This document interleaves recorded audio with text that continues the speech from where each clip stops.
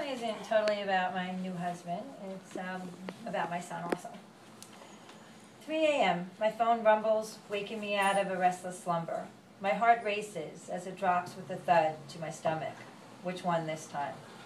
I quickly grab the phone to silence it so I don't cease the snores next to me. Quietly, I sneak out of bed, phone in hand, to answer the call. Josh, desperate, slurring, screaming, "I need you to come over, Mom, help me." I quiz, "What is it?" He cries, "I'm there for everyone, but no one ever helps me." I say, "You need to stop drinking. This math formula never changes. You plus alcohol equals you calling me between 2 and 6 a.m. drunk and lonely." I think to myself, can't he schedule these breakdowns during normal business hours? Al-Anon says ignore him.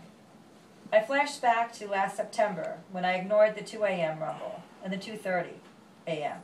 and the 2:45 a.m. rumble, but felt a piercing uneasiness. I drove to him with the 3 o'clock birds screaming, red and blue lights flash creating weird shadow dancers in the houses, choreographed by Josh. Uniforms wearing solemn faces trying to get him in the ambulance. Attempted suicide. "Honey, where are you?" My husband's voice changes the channel in my head. "Which one is it this time?" "Josh," I say quietly. "Your sons are just weak-minded. Their childhood abuses should be a vague memory by now. Oh, like how I got over my uncle's fondling and being raped, and how I think of a penis as a weapon to this day?" And he shrugs, and I grab my keys.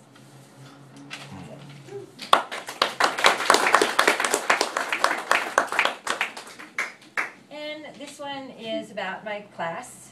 I am a kindergarten teacher, and here it goes. There they are, in a straight line waiting in the gym, looking almost calm, disciplined even.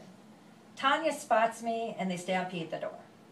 Jason cries, "LJ pushed me." Eduardo laughs at Jada's beaded hair. She kicks him where it counts. He backs up with a headbutt that gets interrupted by me. Destiny Peter pants. Jojo entertains with his monkey dance. Wendy lost her snack again, and Caitlin tugs my dress to tell me she has a most beautiful show and tell today. But before she can take her show and tell and show me, Daniel takes Elijah's lunchbox and throws it in the fish tank. Timothy heads for the fire alarm because he is convinced that Nelson, our bearded dragon, was blowing fire. I call for my aide to grab him as he heads for the door and the fire alarm. Just then, an ear-piercing scream comes from the cubby. Shaniqua got her finger stuck up her nose again. I carry her to the nurse, screaming all the way past the first-grade teacher, who shakes her head and says, "Don't you dare put her on my list next year."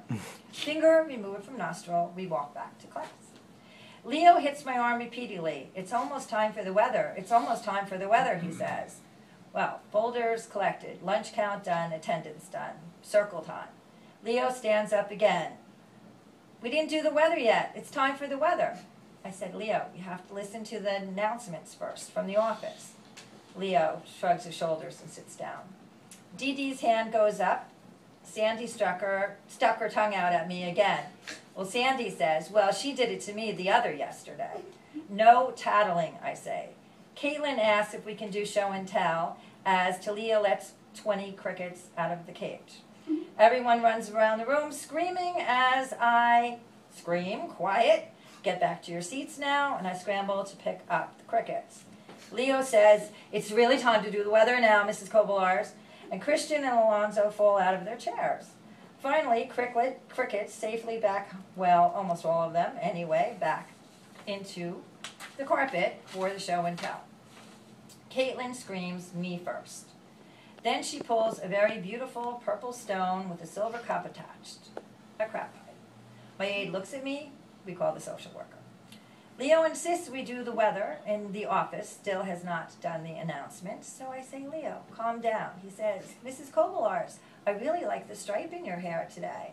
And Jaden says, "Oh, I love your earrings." And then Caitlin says again, "Oh, I love your shoes." And the office calls, "It's 9 o'clock. Where is the attendance?"